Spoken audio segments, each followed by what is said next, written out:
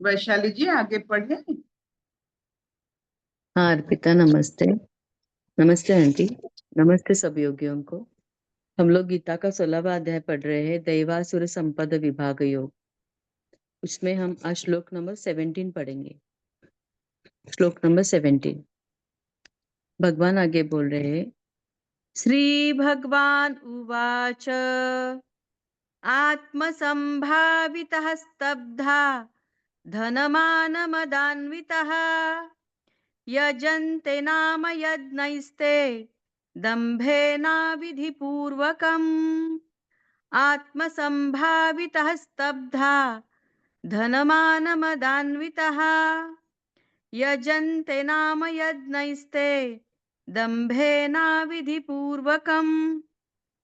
वे अपने आप को ही श्रेष्ठ मानने वाले घमंडी पुरुष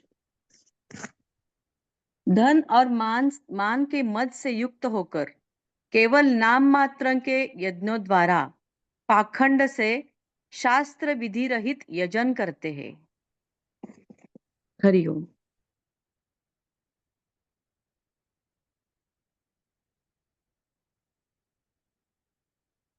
आप द्वापर युग में भी हमारी जो भगवत आराधना की कर्मकांड के विषय है यजुर्वेद अंतर्गत, उसका भी बदलाव देखने को मिलता है। समय अनुसार हम प्रकृति की आराधना करने वाले यज्ञ प्रकृति को नियम में चलाने के लिए यज्ञ करवाया जाता है। यज्ञ की सामग्री, यज्ञ की अनुष्ठान, यज्ञ की मंत्र, यज्ञ की आहुति सिर्फ और सिर्फ प्राकृतिक संविधान के लिए। प्रकृति रहे, जल नभ सब ठीक रहे तो प्राणी भी ठीक रहेगा, इसीलिए यज्ञ किया जाता था। समय अनुसार यज्ञ की विधि छोड़कर मनुष्य मंदिर बनाने लगे। अपने अहंकार, अपनी नाम और प्रतिष्ठा के लिए, समाज में अपने नाम को चिरंतन रखने के लिए यज्ञ में क्या होता था, आहुति दिए तो सब कुछ खत्म। पता ही नहीं चलता था कौन यज्ञ कर रहा है, किसके लिए कर रहा है। इसमें किसी का मान सम्मान या धन की बहुत सारा आवश्यकता नहीं था। तो यज्ञ प्रकृति के लिए किया जाता था। अभी मंदिर अपने गारिमा, आत्मसम्मान और अपने प्रचार और प्रसार के लिए किया जाता है। तो ये जो आज की जो स्थिति है, अभी जो स्थिति 99% होता है, तब वो शायद 1% था, लेकिन था। अपने लिए, अपने गारिमा, अपने महिमा के लिए अगर आप कुछ करते हो, वो असुर गुण है। आप अगर पूरा अपना नाम या खोद के ताकि आपको समाज याद रखे, ये असुर गुण है। क्यों याद रखेंगे, क्यों याद रखेंगे? अपने नाम के लिए इतनी बड़ी श्रद्धा, इतना बड़ा सम्मोहन, अपने नाम के लिए, अपने नाम को रखने के लिए इतना सारा कर्म, ये सब असुर गुण की एक आंचा। तो ये जो शब्द व्यवहार किया गया है, आत्मसंभवितः, सेल्फ कंसिटेड, जो अपने खुद को बहुत बहुत मान्यता देते हैं, जो खुद को प्रकृति का अंश नहीं मानते, जो जीवन का बदलाव है उसे वो नहीं मानते, चिरंतन होना चाहते हैं, अपने नाम को, अपने सत्ता, अपने चेतना को नहीं, अपने नाम को चिरंतन रखना चाहते हैं। They are very stubborn. अपना सोच, अपना नाम, अपना धन, अपना मान सम्मान, अपना गारिमा को बहुत मान्यता देते हैं। यह असुर गुण है। कोई भी काम, कोई भी पथ आप चुने, गारिमा ईश्वर की है, आपकी नहीं। हमारा जो जगन्नाथ मंदिर है,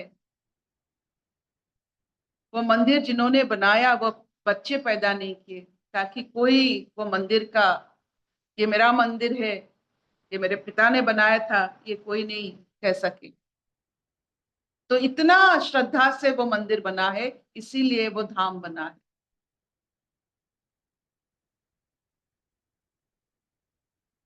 जहां मनुष्य की गारिमा मंदिर के नाम के साथ जुड़ा हो जाता है, वहां थोड़ी ईश्वर रहते हैं।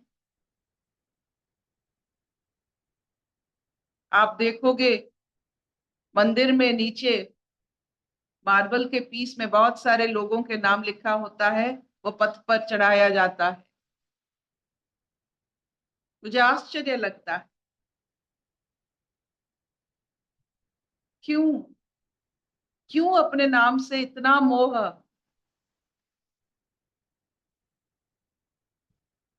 आप चले जाओगे लेकिन आपका नाम रहेगा, क्यों? आपके बच्चे हैं ना, बस वही आपके नाम है। इसीलिए हम गृहस्थ आश्रम को मानते हैं, क्योंकि आपका एडिशन चलता रहता है, आपको कोई जरूरत नहीं। आपके जब श्राद्ध होता है तो आपका नाम जरूर आता है।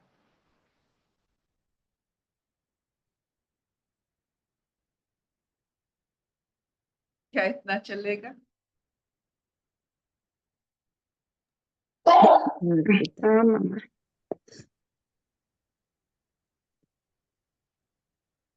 Will this do? चलेगा चलेगा मामा। कोई प्रश्न है? पूछो सब।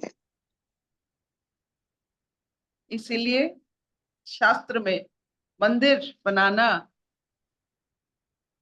वर्जित है।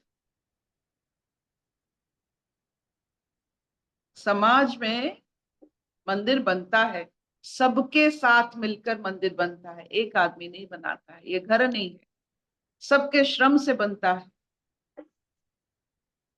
खुद बनाते हैं। एक ही आदमी अगर मंदिर बनाता है और वो नाम के गारिमा के लिए बनाता है, वो मंदिर नहीं बनता है।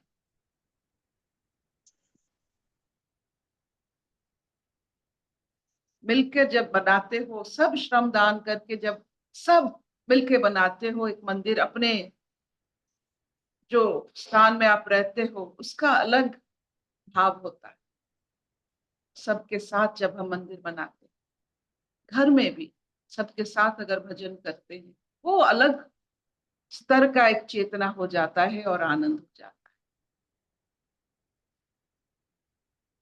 है। अशतो मान सत्कमय, तमसो मान ज्योतिर्गमय, मृत्युर्मांग अमृतंगमय। सर्वे सुखिनः सन्तु, सर्वे सन्तु निरामया, सर्वे भद्राणि पश्यन्तु, मा कश्चित् दुःखभाग् भवेत्।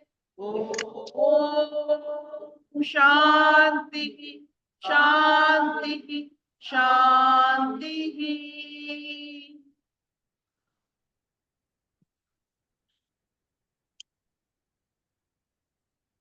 कोई प्रश्न नहीं? बोलो कुछ वैशाली। हाँ अर्पिता, एक्चुअली ना हम पहले अपने नाम की महिमा करते थे।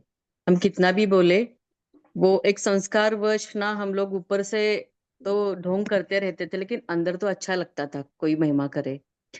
लेकिन जब सत्संग में आ गए तो मैं क्या है ना, ये चीज पता चली ना, तो अपने एहसास में जीना ही ना मेरा होना ही एक्चुअली एक महिमा है। जब पता चला ना, तो अपने आप छूटता कैसे चला गया ना, वो पता ही नहीं चला बिल्कुल भी। तो अभी सत्य से जीना आ गया एक्चुअली। अर्पिता पता नहीं था।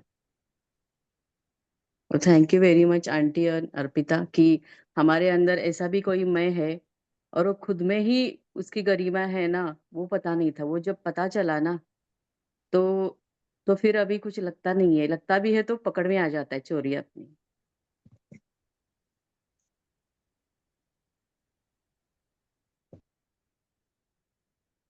हमने ना खुद के आंटी। साथ रहने में जब हम खुद के साथ रहते हैं, अपना ये जो आर्किटेक्चर बदल जाता है। ये जब आर्किटेक्चर बदलता है, चेतना का आर्किटेक्चर जब बदलता है, प्रकृति के साथ बहुत अच्छे तरह से हम घुल मिल जाते हैं।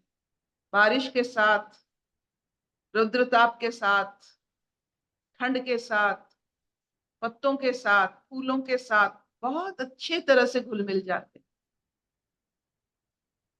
पहले पहले जब हम प्रकृति के बारे में वर्णना करती थी, तो शैली जी वो उनको अलग लगता था कि प्रकृति के साथ इतना कैसे संबंध हो सकता है।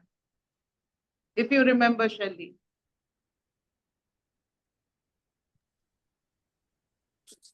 जी दीदी। If you are very comfortable with Prakriti, you are a part of Prakriti. Thank you ma'am, thank you.